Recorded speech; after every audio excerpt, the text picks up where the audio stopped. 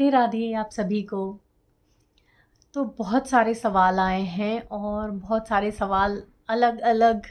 मुझे बहुत मुश्किल है आप सबके सवालों का जवाब देना, इसलिए मैंने सोचा एक वीडियो बनाते हैं जिसमें आपके प्रश्नों के सारे उत्तर मैं देने की कोशिश करूँगी। और हो सकता है ये एक वीडियो में ना हो तो 2-3 जितने भी वीडियोस मुझे बनाना पड़े मैं बनाऊँगी, बट पूरे सारे जितने भी प्रश्न अभी तक आप सबने किए उन सबके मैं उत्तर ज़रूर दूँगी आपको। तो सबसे पहला जो प्रश्न, और बहुत सारे लोग ये प्रश्न पूछते हैं कि आप कहाँ से हो? तो मैं वृंदावन, अब हम जो हैं वृंदावन में रहते हैं, तो इसलिए मैं आपको बोलूँगी कि हम अब ब्रिजवासी हैं। मैं ये मानती हूँ कि भले मेरा जन्म वृंदावन में नहीं हुआ है, लेकिन मेरा जो अंत है वो वृंदावन में ही होगा। मैं ब्रिजवासी हूँ, अब हम वृंदावन में ही रहते हैं पूरी तरीके से। तो एक ये आपका जो प्रश्न था उसका मैंने उत्तर दिया कि हाँ, हम वृंदावन में रहते हैं। अब आपका जो दूसरा प्रश्न है कि मैं करती क्या हूँ? मैं भक्ति करती हूँ, मैंने आपको बताया मैं भक्ति करती हूँ। जैसे कि जीवन अपना चलाने के लिए हमें कुछ ना कुछ काम तो करना पड़ता है, तो वो काम हमारा है भगवान के वस्त्रों का। जो जितनी भी वस्त्र होते हैं, ज्वेलरी होते हैं, ये बनाते हैं। मंदिर के डेकोरेशन की जितनी भी चीज़ें होती हैं वो सब करते हैं। और भी बहुत सारी चीज़ें मैं करती हूँ, ऑनलाइन भी करती हूँ मैं। हमारा जो एक और चैनल है श्री हरि श्रृंगार, उसमें आप जाके देख सकते हैं कि मैं क्या क्या करती हूँ। तो बहुत सारे लोगों ने पूछा सिर्फ भक्ति से कैसे काम चलता है, भक्ति के अलावा क्या करती है? तो मेन तो मैं जो करती हूँ वो भक्ति ही करती हूँ। ये सारी चीज़ें भक्ति में ही आती हैं। मैंने भगवान से रिलेटेड ही सारे काम करे हैं ताकि मेरी भक्ति जो है वो बनी रहे, मेरी भक्ति डिस्टर्ब नहीं हो। मैं अपना जो भगवान को हर चीज़ समर्पित करती हूँ, तो इसलिए मैं आप लोगों से सबसे कहती हूँ कि मैं भक्ति करती हूँ। और जो जीवन चलाने के लिए जो काम करती हूँ वो मैंने आपको बता दिया कि लड्डू गोपाल के जो वस्त्र होते हैं वो हम बनाते हैं, ज्वेलरी बनाते हैं, और भी बहुत सारी डेकोरेशन की चीज़ें हम बनाते हैं। और बहुत जल्दी हम जो है वृंदावन में अपनी एक शॉप भी स्टार्ट करने वाले हैं, क्योंकि कई लोग बोलते हैं कि ऑनलाइन तो ठीक है मैम, अगर हम वहाँ पर आते हैं तो कहाँ से आपसे ले सकते हैं सामान? तो उसके लिए मैं बहुत जल्दी ही आपके साथ एक एड्रेस जो भी हमारा रहेगा, शॉप हम जहाँ भी लेते हैं, वो शेयर करूँगी बहुत जल्दी ही। अगर बिहारी जी की इच्छा रही, राधा रानी की कृपा रही, तो बहुत जल्दी मैं आपके साथ शेयर करूँगी। अब तीसरे सवाल पर आते हैं। तीसरा सवाल है कि क्या आप शादीशुदा हैं? हाँ, मैं शादीशुदा हूँ। मेरी शादी को 15 साल हो चुके हैं और मेरा एक 14 साल का बेटा भी है। कई लोग बोलते हैं कि आप लगते नहीं हो। देखिए, अब मैं लगूँ या ना लगूँ उससे कोई फ़र्क नहीं पड़ता है, बट मैं शादीशुदा। आते हैं हमारे चौथे सवाल पे। तो चौथा सवाल ये है कि आप भक्ति में कैसे आई? देखिए, भक्ति में कैसे आई ना, ये एक बहुत बड़ी चीज़ है। ऐसे कोई भक्ति में नहीं आता है। ये सब हमारे पूर्व जन्म के जो प्रारब्ध रहते हैं उन सबको मिलकर ही। और हम अगर ये कहें ना कि मैंने भक्ति को चुना, मैंने भगवान को चुना, मेरा जो मन था अचानक भक्ति में, ऐसा कुछ भी, ये सारी जो बातें हैं ये सब मिथ्या है, झूठ है। ऐसा कुछ भी नहीं होता है। ये सब आपके कर्मों का फल होता है, और आपके पूर्व जन्म के जो कर्म होते हैं उनसे भी ये सब चीज़ें निश्चित होती हैं। और आप भगवान को नहीं चुन सकते, आप भक्ति मार्ग में चाहकर भी नहीं आ सकते जब तक भगवान आपको नहीं चुनते। आप भगवान ही आपको चुनते हैं। भगवान ही डिसाइड करते हैं कि आपको किस मार्ग पर आना है, किस मार्ग पर नहीं जाना है। ये सब आप खुद नहीं चुन सकते। हाँ, उसमें एक बहुत बड़ी चीज़ जो होती है वो सहायक होती है, और वो चीज़ होती है भगवान का नाम। भगवान का नाम उसके लिए भी, देखिए, मुझे ऐसा लगता है बिना माहौल के आप नाम भी नहीं ले सकते। एक घर का माहौल आपका जो है ना वो भक्ति में होना चाहिए। उसके लिए मैं सारे पेरेंट्स को बोलती हूँ कि बाकी सारी चीज़ें बच्चा खुद सीख जाएगा। स्कूल जाते हैं बहुत सारी चीज़ें सीख जाएंगे, बट ये चीज़ तक कोई स्कूल भी नहीं सिखाएगा। ये आपको सिखाना पड़ता है कि हमारा धर्म क्या है, हमारा कर्म क्या है, हमें किस तरह भक्ति, भगवान का नाम लेते रहना चाहिए। तो जो घर का माहौल होता है ना वो बहुत हेल्पफुल होता है। और अगर मैं आपको अपने बारे में बताऊं कि मेरी भक्ति, ऐसा नहीं है कि अभी कभी मैं शुरू हुई और मैं एकदम वृंदावन चली गई, ऐसा नहीं है। मैं बचपन से ही भक्ति में थी। बस वो जो एक रहता है ना कि आपकी शुरुआत कहाँ से हुई। तो मेरी शुरुआत सबसे पहली जो मुझे याद है वो हुई थी कि मेरी दादी के हाथ में जो था ना वो MG ऐसे गुदा हुआ था, MG। तो मैं उनसे पूछती थी कि MG क्यों लिखा हुआ है आपके हाथ में? तो उन्होंने बोला क्योंकि तुम्हारे दादाजी का नाम है मुरलीधर। तो मैंने उनसे पूछा कि दादाजी का नाम मुरलीधर ये कैसा नाम है? तो उन्होंने मुझे बताया था कि ये कृष्ण भगवान का नाम है मुरलीधर। तो वहाँ से जो एक बोलते हैं ना कि कृष्ण भगवान के इतने सारे नाम हैं और क्या स्टोरी थी, ऐसे मतलब वो होता है ना बचपन में जो दादी नानी की जो स्टोरीज़ होती है वो मैंने काफ़ी सुनी हुई थी। और बचपन में हमको रामायण महाभारत जो दिखाया जाता था तो हम पूरा देखते थे क्योंकि माहौल वैसा था, देखना ही है सब। तो ये हुआ था। तो महाभारत में भी मैं काफ़ी उत्सुक थी, सारी चीज़ें जो मैंने देखी उसमें कृष्ण भगवान का बहुत छोटा सा ही था। तो 2-3 चीज़ें जो थी ना वो मुझे बहुत हिट कर गई। एक तो बच्चे का दिमाग होता है, तो 2-3 चीज़ें मुझे बहुत हर्ट कर गई या आप बोल सकते हो मुझे बहुत बुरी लगी। एक तो मुझे वो बुरा लगा कि भगवान जब चले जाते हैं मथुरा से, जब मथुरा चले जाते हैं भगवान, तो वो मुझे बहुत बुरा लगा कि कैसे भगवान सबको छोड़ के, सब लोग इतना प्यार करते हैं और भगवान छोड़ कर चले गए। और स्पेशली जब राधा जी को छोड़ कर जाते हैं वो मुझे बहुत बुरा लगा। एक मुझे वो जब वो रुक्मणी जी पत्र लिख कर उन्हें बुलाती हैं और वो चले जाते हैं तो मुझे तब भी लगा कि उनको राधा जी को याद क्यों नहीं रहा भगवान, कैसे ये कैसे भगवान है, कैसे भूल गए उनके प्रेम को। पर जैसे जैसे आप बड़े होते जाते हो ना वैसे वैसे आप चीज़ों को समझने लगते हो। अब आप जैसे जैसे आप किसी भी सब्जेक्ट के पढ़ने लगते हो तो आप मास्टर होने लगते हो ना।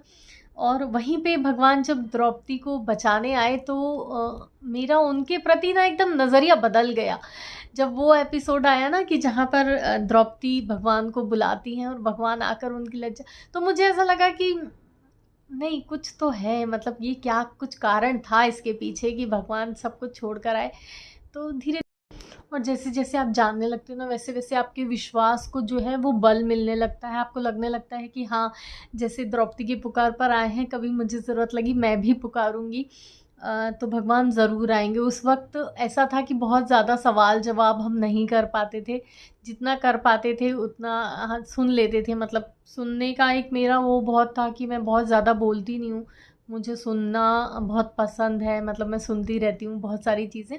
फिर जब मैं बोलने पर आती हूँ तो मैं ही बोलती हूँ। तो ऐसा था मेरा। और फिर वहाँ पे भी ना कृष्ण भगवान एक्चुअली जो देखा जाए ना तो इतने सीधे नहीं, बहुत चंचल हैं, इतनी जल्दी आपको नहीं मिलते हैं। और वो मिल गए ना तो उसके बाद आपकी जो है ना कुछ चाहने की इच्छा जो है वो ख़त्म हो जाती है। तो वो एक उनका मेरा उनके प्रति जो एक आकर्षण था वो बना रहा और मुझे धीरे धीरे विश्वास होने लगा कि हाँ ये अपने भक्तों की रक्षा करते हैं। बहुत सारी चीज़ें सुनती रही मैं। उसके बाद मैं थोड़ी बड़ी जब हुई तब मेरा साईं बाबा में बहुत विश्वास हो गया। लेकिन मुझे आज भी याद है कि जब भी मैं साईं बाबा को याद करने के लिए आंखें बंद करती थी ना तो मेरे सामने कृष्ण कन्हैया ही खड़े होते थे। और मैं हमेशा सोचती थी कि मैं याद तो उनको कर रही हूँ और इनकी छवि क्यों मेरी आंखों में आ जाती है। बट मैंने ये बात किसी से कभी कही नहीं, क्योंकि भक्ति को जितना छुपा के रखना चाहिए। ये मैंने अपनी दादी से सुना था कि भक्ति को जितना हो सके छुपा के रखना चाहिए, ज़्यादा शो ऑफ नहीं करना चाहिए, ज़्यादा लोगों को दिखाना नहीं चाहिए। आपके जो भी एक्सपीरियंस होते हैं वो आपके और आपके ईश्वर के बीच के होते हैं, तो उसको बहुत ज़्यादा आप मत दिखाओ। तो मैंने कभी ऐसे सवाल जवाब नहीं किया इस बारे में। पर हाँ, मेरी लाइफ जो रही ना वो कभी भी सीधी नहीं रही। मेरी लाइफ हमेशा ऐसे अप एंड डाउन्स चलते रहते थे बिल्कुल। तो पर एक चीज़ थी कि मेरे पापा हमेशा कहते थे कि मेरे साथ कितनी भी प्रॉब्लम्स आई हैं बट मैं कभी भी ऐसे घबरा के मैंने कभी मैदान छोड़ा नहीं। और मेरे पापा को पूरा विश्वास था, वो बोलते थे कि तुम तुम्हारी टेंशन नहीं होती है मुझे, तुम हर चीज़ से निकल जाओगी, ये मुझे पता होता है। तो वो एक विश्वास ही था मेरा ईश्वर पे जो मुझे इस चीज़ का वो देता था कि चाहे कैसी भी सिचुएशंस आए, चाहे कोई कुछ भी कहे, चाहे कुछ भी हो जाए, मैं निकल जाऊँगी। और मैं बहुत इस विश्वास के साथ मैं हमेशा चलती थी। मतलब मैं एक बहुत अपनी एज से ज़्यादा मैच्योर थी। मेरे बहुत ज़्यादा फ्रेंड्स कभी भी नहीं रहे, मतलब हैं ही नहीं, 2 ही 3 फ्रेंड्स होंगे मेरे अभी तक। मैं लोगों के बीच में अपने आप को कंफर्टेबल फ़ील नहीं करती थी, मैं लोगों से बचती थी। मैं ज़्यादा किसी से बात करना, बहुत ज़्यादा शेयरिंग करना पसंद नहीं करती थी। बहुत कम बोलती थी। आप कोई मानेगा ही नहीं कि मैं बहुत कम बोलती थी, बट मैं बहुत कम बोलती थी। मतलब जो लोग मुझे जानते हैं ना, वो जिन्होंने मुझे बचपन में देखा है, वो शायद इस चीज़ को रिलेट कर पाएँ कि मैं बहुत कम बोलती थी। मतलब मैं किसी के साथ ना शेयरिंग में बिलीव नहीं करती थी। मुझे लगता था कि इंसानों को समझाने से मे बी वो ना समझें, इसलिए मैं अपना सारा जो कुछ मैंने अपनी दादी से सीखा था कि आप भगवान से बोलो, वो बहुत पेशेंस से सुनते हैं आपकी बात और सॉल्यूशन उन्हीं के पास होता है। कभी इंसान आपको किसी चीज़ का सॉल्यूशन दे नहीं सकते। तो मैं बहुत इंट्रोवर्ट थी, मतलब बहुत ज़्यादा मैं इंट्रोवर्ट थी। मैं किसी से बात करना, किसी से कनेक्ट करना पसंद ही नहीं करती थी।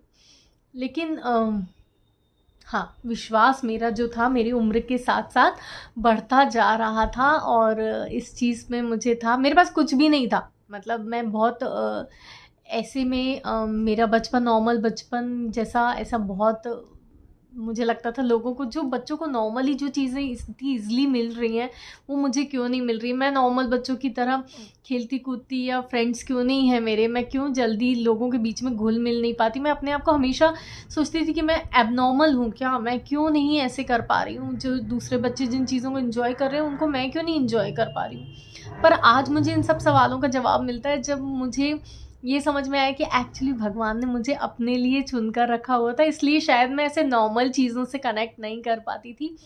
और आज मुझे इस चीज़ की बहुत खुशी होती है कि मैं अच्छा हुआ जो नहीं कर पाती थी। मतलब मेरे पापा हमेशा कहते थे कि काजल की कोठरी से बिना दाग लगे निकली हो तुम। तो ये बात मैं कभी उनकी भूलती नहीं हूँ, क्योंकि मैं बहुत सारी ऐसी सिचुएशंस में फँस जाती थी, जिसमें अगर आप कोई नॉर्मल इंसान फँसे ना, तो मैं उस समय बहुत छोटी थी, 14 से साल की थी मैं, तब से मैं बाहर निकलना और मैंने थोड़ा-सा अपने आप को चेंज करना शुरू कर दिया था। तो उसका भी एक बहुत बड़ा कारण था कि मेरे पापा को सीवियर हार्ट अटैक आया था और मुझे लगने लगा था कि नहीं, अब मैं बड़ी हूँ, मुझे कुछ रिस्पॉन्सिबिलिटीज़ जो हैं वो शेयर करनी पड़ेंगी। और तब से मेरे अंदर चेंजेस आए और मैं बहुत सारी चीज़ों में, मैंने बताया ना, मैं फँस जाती थी ईज़िली क्योंकि इतना दिमाग ऊपर का चलता नहीं था मेरा। और लेकिन मैं निकल जाती थी। मतलब ये बात मेरे पापा हमेशा कहते थे कि तुम निकल आती हो उन सब चीज़ों से, ये बहुत बड़ी बात है। इसके लिए कुछ स्पेशल तुम्हारे पास, मतलब सच में कोई कृपा है ऊपर वाले की, कि तुम सारी चीज़ों से अच्छे से निकल आती हो। तो ये कृपा मेरे साथ टच वुड आज भी है। भगवान मुझे कई बार ऐसा होता है कि लगता है गए, गए, गए, अब ख़त्म, खेल ख़त्म, ख़त्म। और उस वक़्त ऊपर वाला जो है, पता नहीं कहाँ से मेरे कृष्ण कन्हैया आ जाते हैं और मुझे बचा के ले जाते हैं। तो ये एक ऊपर वाले की कृपा है मुझ पर, कि कभी भी कुछ गलत नहीं होने देते। हाँ, तो ऐसे चलती रही मेरी लाइफ और बहुत समय तक मैं उलझन में ही रही कि मैं अब नॉर्मल हूँ, मैं, मेरे साथ नॉर्मल चीज़ें नहीं होती हैं। मैं, पता नहीं मुझे कुछ ग्रह दशा खराब है, बट मैं कभी भी भटकी नहीं, मैं ईश्वर पे भरोसा रख के चलती रही। अब आता है वो समय मेरी ज़िंदगी का, जब मैं बाहर निकली जॉब करने। तो उसी समय में ही मैंने मूवी देखी थी एक, मीरा। गुलज़ार साहब की मूवी थी वो, मीरा। अ, हेमा मालिनी जी थी उसमें और विनोद खन्ना। तो वो मूवी देखकर, उस मूवी ने मेरे ऊपर इतना गहरा असर छोड़ा कि मैं ये समझने लगी थी कि बस भगवान को पाने का जो है ना, यही सही तरीका है कि अ, आप अपने आप को भूल जाओ, आप क्या हो, सिर्फ़ उनको याद रखो। बट वो चीज़ हो नहीं पा रही थी। मतलब हाँ, मतलब जब मैं 12th में थी तब मेरी दादी की डेथ हो गई, मैं उनसे काफ़ी क्लोज़ थी। उसके बाद मेरी शादी के जस्ट 1 महीने पहले मेरे पापा की डेथ हो गई। और उस चीज़ ने मुझे ना बहुत तोड़ कर रख दिया, क्योंकि पापा कहते थे मेरे कि मतलब बच्चों के सामने जो पेरेंट्स होते हैं ना, वो एक बहुत बड़ी दीवार होते हैं। दुनिया और बच्चे के बीच की एक दीवार जो होते हैं वो होते हैं पेरेंट्स। जब वो दीवार हट जाती है ना तो फिर दुनिया आपको बख्शती नहीं है। तो पापा नहीं थे तो शादी के बाद भी मैं बहुत डिस्टर्ब रही काफ़ी टाइम तक। फिर मैंने बहुत जल्दी कंसीव कर लिया और मेरा बेटा आ गया। उसके बाद जो था उसमें मैं जो था अपना बचपन जो है जीने लगी थी। उसी में मैं पूरी तरीके से रम गई थी। उसी को देखते हुए उसको अच्छा जीवन देने के लिए, उसको अच्छा एजुकेशन देने के लिए मैंने स्कूल जॉइन कर लिया था। और वहाँ पे भी छोटे-छोटे बच्चे मुझे बहुत पसंद थे, मैं उनमें अपना बचपन देखती थी।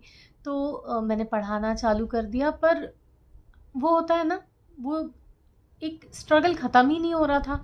मुझसे बहुत ज़्यादा गलत चीज़ें बर्दाश्त नहीं हैं, मुझे गलत चीज़ें पसंद नहीं आती। तो फिर वही चीज़ें शुरू हो गई कि कुछ चीज़ें मुझे पसंद नहीं आ रही थी और मुझे लगता था यहाँ पे एक अजीब-सा माहौल था कि वहाँ पर हर कोई अपने आप को सुपीरियर समझता था।